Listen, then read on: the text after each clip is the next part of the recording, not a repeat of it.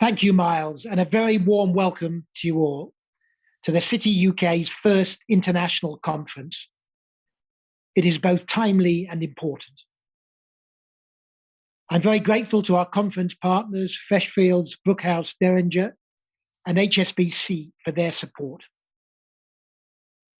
I'm sorry I can't be with you today in person. I arrived yesterday in the Americas, the third continent I've been in over the last 48 hours. Connecting different regions, different countries, different cultures, different industries, and different people has always been the foundation of how we in the financial and professional services industry operate, both as individual businesses and collectively as a sector. We are at our best when we design, manufacture, and deliver innovative financial products that match the demand for finance with the supply of capital across geographies, economies, and continents. Today, our global relationships across the world are under greater pressure than ever before. Globalization is threatened by the pandemic, by geopolitical tensions, and by large-scale armed conflict on the continent of Europe, while markets and supply chains fragment. At exactly the same time, these relationships are of even greater importance to our members, as Britain redefines her place in the world. It is therefore critical that we come together today to reflect on how we make the most of the many opportunities ahead across the international financial system, and also how to overcome the obstacles that exist. The global backdrop is uncertain and challenging. The war in Ukraine is devastating. There is an urgent need for a resolution that respects and preserves the rights of Ukraine and its people as an independent nation. And our thoughts are with all those affected by the conflict, especially those in Ukraine, where over 4 million people have been forced to leave their homes and many innocent civilians have lost their lives. And also those in neighboring countries like Poland, who are at the forefront of the humanitarian response to the crisis. Many of the organizations represented here today are directly part of or are supporting that response, and our industry has an important role to play. We are working tirelessly to apply the sanctions that have been put in place by the UK and other governments to apply pressure to Russia to stop its invasion and look for a peaceful resolution of the conflict. We're helping our customers to manage their own challenging situations. And we are supporting colleagues in both Ukraine and Russia who have found themselves in very difficult circumstances. I know I speak for everyone when I say that a just end to this devastating conflict cannot come too soon.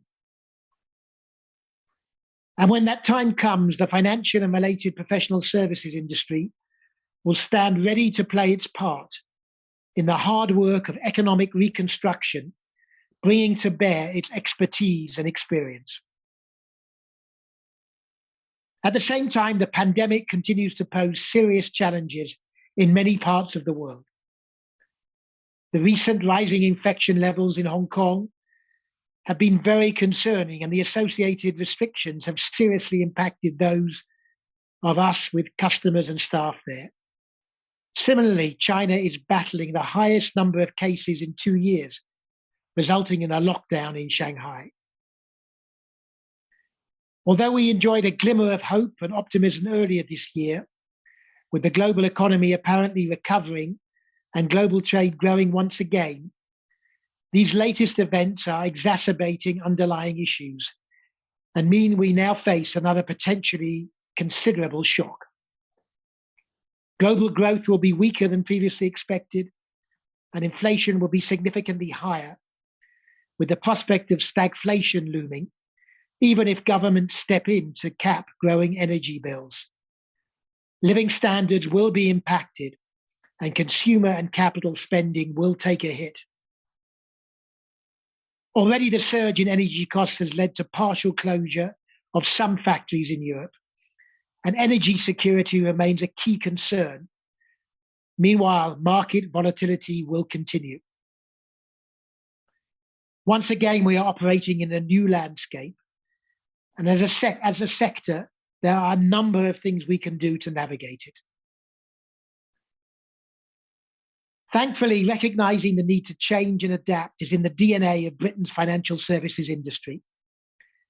It is what we have done for centuries and what has made the UK central to the global financial system.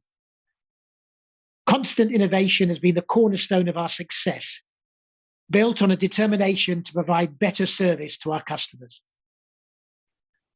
And closely connected to our deep capital markets, our strong commitment to the rule of law, adherence to the highest regulatory standards, and access to an unrivaled pool of talents. In recent years, we've faced the challenges of needing to redefine our trading relationship with the EU and other global markets. In the case of the EU, this process of redefinition continues. And as long as it is unfinished business, it is likely that we will be unable to maximize our contribution to both the UK and EU economies. Like all of us at this conference, I strongly support the government's commitment to global Britain. After all, that is why we are holding this event, the TheCityUK's first ever international conference. I also believe that for us to succeed, global must mean global.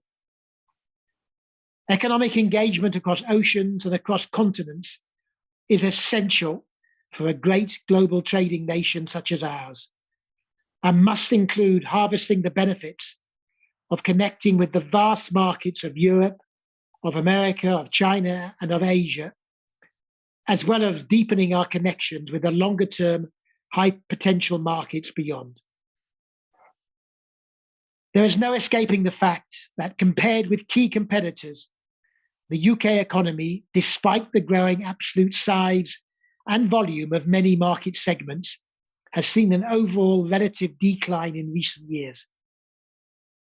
The rise of the financial centers in Asia and the ongoing strength and resilience of the US are two of the reasons for this. We need to do everything we possibly can to ensure that the UK's status as a world-leading financial center is maintained. This is the aim of the international strategy published by TheCityUK a few months ago. It sets out 5 ways in which we can make the UK even more open and competitive. First, further strengthening of our capital markets and our key competitive fundamentals: tax, regulation, and access to talent. Second, the continued liberalization of trade and services with key markets, including the EU, US, China, Japan, and Switzerland, among others. Third, the ongoing aim of achieving regulatory coherence and securing the regulatory agreements that support services trade. Fourth, ensuring recognition overseas for UK professional qualifications so that our industry can provide effective services to international clients. And finally, becoming a hub for new global markets in data and technology, in sustainable finance, in international investment, in risk management and advisory, and in enabling the UK to act as a gateway for global investment. Lastly, in supporting the digitization of the industry and the wider economy.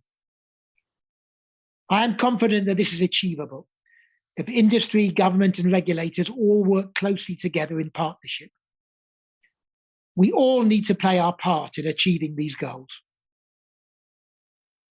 And it is enormously encouraging that we are already seeing progress in many of these areas. In particular, the government has committed to adding a secondary competitiveness mandate to UK regulators in line with other successful financial centres around the world. The Chancellor of the Exchequer has committed to delivering an annual statement on the competitiveness of our industry. The Justice Secretary has committed £1 billion to increase capacity across the court system, which is a key component of the UK's world-leading legal services offering. And the UK Migration Advisory Committee has recommended that the Home Office remove the requirement for work visas for short-term workers coming to the UK. These are all important areas on which the City UK has campaigned on behalf of the industry and successfully brought about change that will deliver better outcomes. Of course, there are also still areas where we need to push for change, such as the various rules for UK financial services companies operating in the EU and on mobility for business personnel.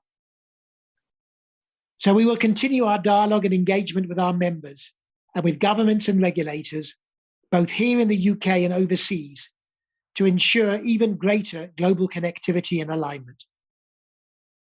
Our conference today is another small but important step in this regard. I believe we are more united and better represented as an industry than ever before, and that this is delivering better outcomes for our members.